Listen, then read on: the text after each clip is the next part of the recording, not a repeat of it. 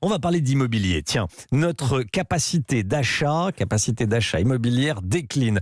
On est en direct avec Séverine Amat de Se Loger. Bonjour Séverine Amat. C'est Bonjour. vous qui a publié cette étude qu'on vous a révélée ce matin sur Europe 1.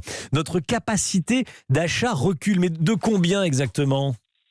Alors, effectivement, c'est une étude qui a été réalisée par Se Loger et Empruntis.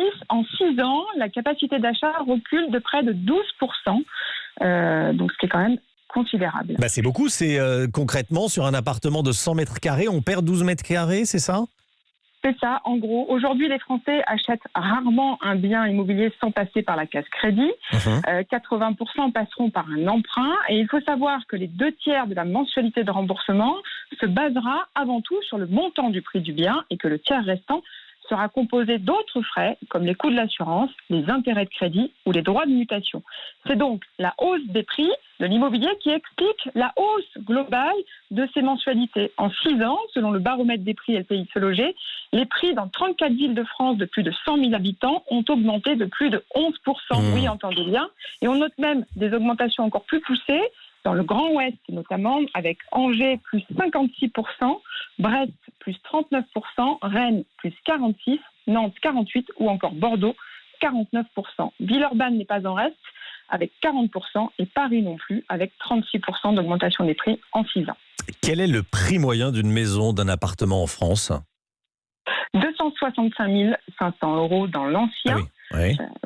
C'est le montant moyen dépensé pour l'acquisition d'un bien dans l'ancien par Se Loger. Ah oui, c'est ça. C'est à peu près 250 000 €, un petit peu plus du coup maintenant. Et combien il faut gagner pour pouvoir espérer acheter un 2 pièces à Paris, Lyon et Marseille, les 3 plus grandes villes de France ? Alors, on a fait l'exercice Oui. pour acheter un 60 mètres carrés. Il faut toucher, asseyez-vous bien, à Paris 9 500 € net par mois pour espérer acheter un 60 mètres carrés à Paris. 60 mètres carrés, 9 500 € par mois, ce qui est beaucoup. À Lyon ?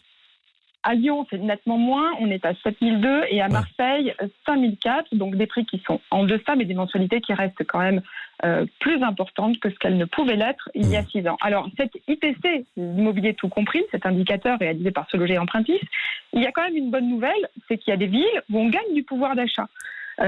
Pourquoi ? Parce que je vous l'expliquais, c'est d'abord le prix de l'immobilier qui fait augmenter ces mensualités, mais ces augmentations donc ont lieu partout, vous l'avez compris, mais elles ne sont pas aussi exponentielles partout. Oui. Et donc on gagne du pouvoir d'achat, notamment à Perpignan, à Toulon ou encore à Grenoble ou Le Havre, où effectivement pour l'acquisition d'un 60 mètres carrés, en 2021, c'est plus intéressant que ce que ça ne l'était en 2015. C'est très précis. Merci beaucoup Séverine Amat. Merci de nous avoir précisé tous ces chiffres et cette étude sur notre capacité d'achat dans l'immobilier.